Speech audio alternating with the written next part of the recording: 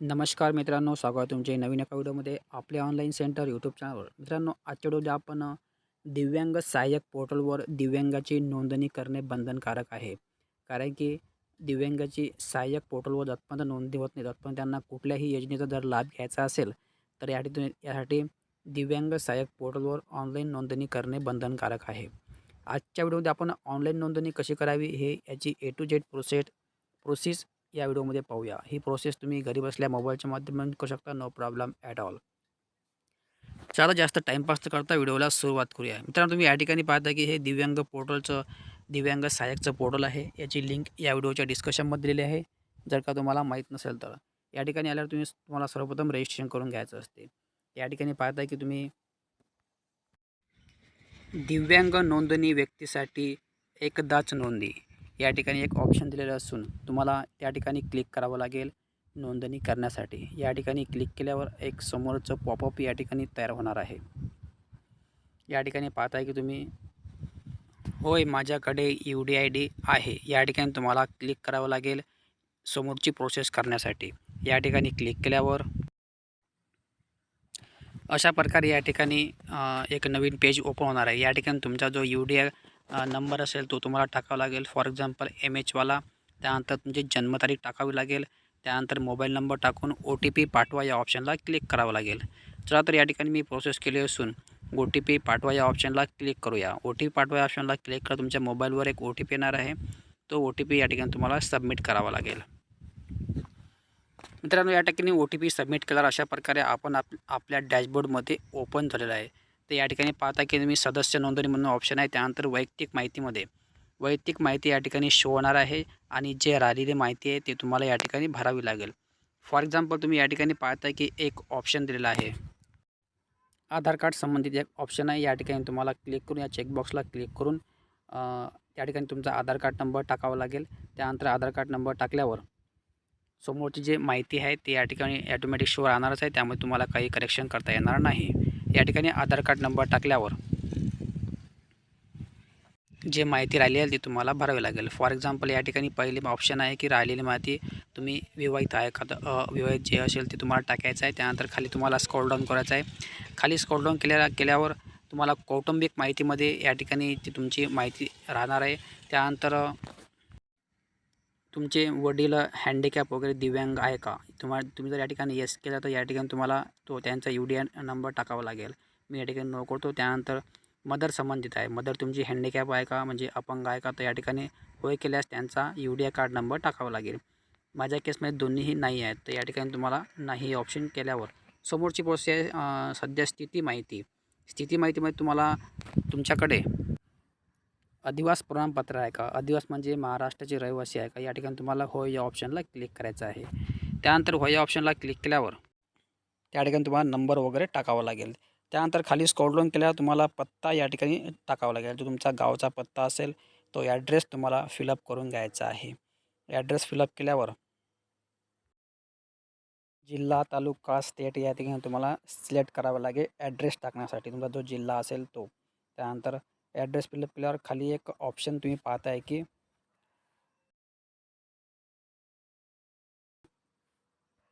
अशा प्रकारे address fill up केल्यावर तुम्हाला समोरचं ऑप्शन आहे की सध्याचा पत्ता आणि कायमचा पत्ता दोन्ही सारखा आहे का, तर त्या ठिकाणी तुम्हाला तुमचा पत्ता अलग अलग असेल तुम्ही येस करून तो अलग पत्ता, नाही करून तो नवीन पत्ता तुम्ही ॲड करू शकता. परंतु जर का तुमचा वदरचा पत्ता आणि राहण्याचा पत्ता एकच असेल तर येस या ऑप्शनला तुम्हाला क्लिक करायचं आहे. त्यानंतर समोरची माहिती आहे की शैक्षणिक माहिती तुम्हाला या ठिकाणी भरावी लागेल. या ठिकाणी शिक्षण व व्यावसायिक माहितीमध्ये तुम्हाला या ठिकाणी क्लिक करायचं आहे की तुमचे कायदेशीर पालक वगैरे आहेत का, तर या चेकबॉक्सला क्लिक केल्यावर ते ऑप्शन या ठिकाणी तयार होतील. त्यानंतर हे ऑप्शन तयार झाल्यावर त्या ठिकाणी त्या पालकाचं किंवा जो तुमचा पाल्य असेल हँडिकॅपवाल्यांचा ते या ठिकाणी ती माहिती भरावी लागेल. First name, last name, middle name. त्यानंतर ती माहिती भरल्यावर तुम्हाला खाली स्क्रॉल डाऊन करायचं आहे. त्यानंतर बँक तपशील या ठिकाणी भरावा लागेल. बँक तपशीलमध्ये बँकेचे नाव, IFSC कोड आणि अकाउंट नंबर हे तिन्ही गोष्टी तुम्हाला या ठिकाणी फिलअप कराव्या लागेल. त्यानंतर समोरचा कॉलम आहे इतर माहितीमध्ये तुम्हाला दारिद्र्य रेषेखाली आहे का, तर या ठिकाणी तुम्ही असेल तर येस करायचं, नसेल तर नो करायचं. त्यानंतर आर्थिक दुर्बल घटकामध्ये बोलता काय, म्हणजे या ठिकाणी जे स्टार आहे ते भरणे मॅन्डेटरी आहे. स्टार म्हणजे जे लाल अक्षरात तुम्ही स्टार पाहत आहे ते. त्यानंतर देखभाल करण्याचा तपशील. देखभाल करण्याच्या तपशीलमध्ये या ठिकाणी तुमचे आई-वडील जर असेल तर या आई-वडिलाची एक माहिती भरावी लागेल. आई किंवा वडील. First name, last name, middle name. त्यानंतर त्यांचा मोबाईल नंबर आणि तुमचे नाते काय तर वडील वगैरे, भाऊ, सिस्टर, इतर वगैरे अशा प्रकारे या देखभालीचा तपशील तुम्हाला या ठिकाणी भरावा लागेल. त्यानंतर या ठिकाणी पाहत आहे की हे शाळेसंबंधित आहे. जे मुलं हॉस्टेल वगैरे राहतात त्यांच्यासाठी हा कॉलम आहे. त्या ठिकाणी तुम्हाला क्लिक करून हॉस्टेल संबंधित किंवा शाळेसंबंधित माहिती भरावी लागेल. या ठिकाणी काळजी वाहकाचा पत्ता म्हणजे तुम्ही जर का कोण्या शाळेमध्ये किंवा संस्थेमध्ये राहत असाल, तर त्या संबंधित म्हणजे ते काळजी वाहक या ठिकाणी धरले जातात. तर तो पत्ता तुम्हाला या ठिकाणी टाकावा लागेल. आणि जर का तुम्ही या ठिकाणी त्या कंडिशनमध्ये नसाल तर तो कॉलम तुम्हाला सोडून द्यायचा आहे. त्यानंतर या चेकबॉक्सला क्लिक करून सबमिट या ऑप्शनला क्लिक करायचं आहे. सबमिट या ऑप्शनला क्लिक करा. ओके ऑप्शनला क्लिक करा. तुमची या ठिकाणी पूर्णपणे नोंदी झालेली आहे. ओके ऑप्शनला क्लिक केल्यावर तुम्ही ऑटोमॅटिकली लॉग इन या पेजवर रिडायरेक्ट होणार आहेत. तर या ठिकाणी तुम्हाला लॉग इन करण्यासाठी तुमचा जो मोबाईल नंबर तुम्ही यूज केलेला असेल तो नंबर या ठिकाणी तुम्हाला टाकायचा आहे लॉग इन करण्यासाठी. चला तर या ठिकाणी मोबाईल नंबर टाकूया. त्यानंतर OTP पाठवा या ऑप्शनला क्लिक करूया. तुमच्या मोबाईलवर एक OTP येणार आहे. तो OTP या ठिकाणी तुम्हाला सबमिट करावा लागेल. मित्रांनो, जर का व्हिडिओमध्ये काही डाऊट असेल तसे कमेंट बॉक्समध्ये कळवा. त्याचा रिप्लाय तुम्हाला 24 तासाच्या आतमध्ये देण्यात येणार आहे. आणि ही प्रोसेस तुम्ही घरी बसल्या मोबाईलच्या माध्यमातून करू शकता. No problem at all. तर आता या ठिकाणी OTP आला असून साइन इन या ऑप्शनला क्लिक करूया लॉग इन करण्यासाठी. साइन इन या ऑप्शनला क्लिक केल्यावर तुम्ही आता आपल्या पोर्टलमध्ये लॉग इन झालेला आहे. आता या ठिकाणी जेवढी आपण माहिती भरली आहे ती आपल्यासमोर पूर्णपणे शो होणार आहे. आपले नाव, गाव, त्यानंतर प्रोफाईल, त्यानंतर या ठिकाणी पाहता की यूजर म्हणून तुम्ही या ठिकाणी तुमचा फोटोसुद्धा ॲड करू शकता. त्यानंतर आपले नाव या ठिकाणी दिसणार आहे. वडिलांचे नाव अशा प्रकारे सर्व माहिती तुम्हाला भरली दिसणार आहे. त्यानंतर तुम्हाला खाली स्क्रॉल डाऊन करायचं आहे. खाली स्क्रॉल डाऊन केल्यावर तुम्हाला या ठिकाणी डॉक्युमेंट्स अपलोड करावे लागेल. डॉक्युमेंटमध्ये तुम्हाला सर्वप्रथम आधार कार्ड, पासबुक, कास्ट सर्टिफिकेट, अधिवास वन बाय वन या ठिकाणी तुम्हाला डॉक्युमेंट्स अपलोड करावे लागेल. डॉक्युमेंट तुम्ही आपल्या साधे फोटो मोबाईलच्या कॅमेऱ्यामधून फोटो काढूनसुद्धा अपलोड करू शकता. कारण की साईजची यामध्ये काही बंधन नाही आहे. कितीही साईजमध्ये हे ते फोटो घेऊ शकतात. म्हणजे 1 ते 2 MB पर्यंत आहे. जनरली आपल्या फोटोमध्ये तेवढ्या साईजमध्ये फोटो निघतात. म्हणजे मोबाईलच्या माध्यमातून. म्हणून तुम्ही ही प्रोसेस घरी बसल्यासुद्धा मोबाईलच्या माध्यमातून करू शकता. जर का तुम्ही व्हिडिओ केअरफुली पाहिला असेल तर. कारण की साधा आणि सिंपल फॉर्म आहे. अशा प्रकारे या ठिकाणी तुम्हाला सर्व डॉक्युमेंट्स अपलोड करून घ्यायचे आहेत. जे तुमच्याकडे आहेत तेच डॉक्युमेंट तुम्ही या ठिकाणी अपलोड करू शकता. सर्व डॉक्युमेंट या ठिकाणी मॅन्डेटरी नाही आहेत. तुमच्याकडे जे मेन डॉक्युमेंट आहेत ते या ठिकाणी तुम्ही अपलोड करून घ्यायचे आहेत. फॉर एक्झाम्पल डॉक्युमेंट्स अपलोड करण्यासाठी डॉक्युमेंट अपलोड या ऑप्शनला क्लिक केल्यावर अशा प्रकारे अपलोडिंगचं एक ऑप्शन येणार आहे. त्यानंतर तुम्हाला चूज पहिल्या ऑप्शनला क्लिक करून ज्याही फोल्डरमध्ये तुमचे डॉक्युमेंट ठेवलेले आहेत ते फोल्डरला क्लिक करून तुम्ही डॉक्युमेंट वन बाय वन या ठिकाणी अपलोड करून घ्यायचे आहेत. त्यानंतर इकडे पाहता की डाव्या साईडला माझी माहितीच्या खाली पात्र योजना एक ऑप्शन दिसत आहे. या ठिकाणी तुम्हाला क्लिक करावं लागेल सर्व माहिती झाल्यावर. या ठिकाणी तुम्हाला ज्याही योजनेसाठी अर्ज करायचा आहे त्या योजना तुम्ही क्लिक करून व्हिडिओ पाहून तुम्ही या ठिकाणी क्लिक करू शकता. फॉर एक्झाम्पल आपण या पहिल्या योजनेला क्लिक करूया की मॅट्रिकोत्तर शिष्यवृत्ती. या ठिकाणी क्लिक केल्यावर अशा प्रकारे योजनेसंबंधित अर्जाची स्थिती या ठिकाणी तुम्ही पाहू शकता. म्हणजे या ठिकाणी तुम्ही अर्ज वगैरे करू शकता. ऑनलाईनच अर्ज करायचा आहे कुठल्याही योजनेचा. अशा प्रकारे तुम्हाला ज्या योजनेसंबंधित अर्ज करायचा आहे त्या योजनेवर क्लिक करून तुम्ही अर्ज ऑनलाईन करू शकता.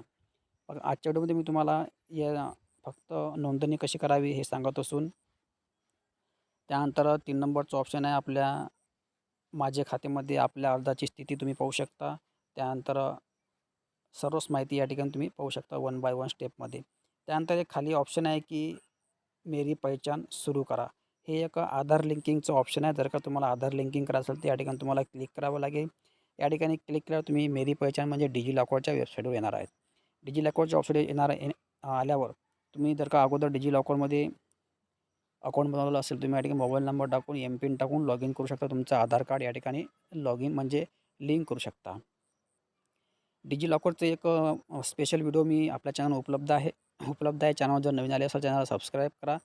कारण की अशाच प्रकारची महत्त्वपूर्ण व्हिडिओ आपल्या चॅनलवर येत राहतात. जर का तुमचं अगोदर अकाउंट असेल तर तुम्ही या ठिकाणी साइन इन करून आपलं आधार कार्ड लिंक करू शकता. जर का तुमचं अकाउंट वगैरे बनवलं नसेल तर या ठिकाणी एक ऑप्शन आहे की जर का तुमचा फॉरगेटचा ऑप्शन आहे. फॉरगेटच्या ऑप्शनला क्लिक करून तुम्ही आधार कार्डच्या सहाय्याने आपला फॉरगेट वगैरे करू शकता. परंतु जर का तुमचं अगोदर अकाउंट बनवलं नसेल तर या ठिकाणी तुम्हाला बॅक यायचं आहे आणि साइन इन या ऑप्शनला क्लिक करून तुमचं या ठिकाणी तुम्ही एक अकाउंट बनवून घेऊ शकता. त्या ठिकाणी तुमचा सर्वप्रथम मोबाईल नंबर टाकायचा आहे, जनरेट OTP ऑप्शनला क्लिक करायचं आहे. त्यानंतर डेट ऑफ बर्थ सर्व माहिती भरून तुम्ही 0 मिनिटामध्ये हे मेरी पहचान म्हणजे डिजिलॉकरचं अकाउंट बनवू शकता.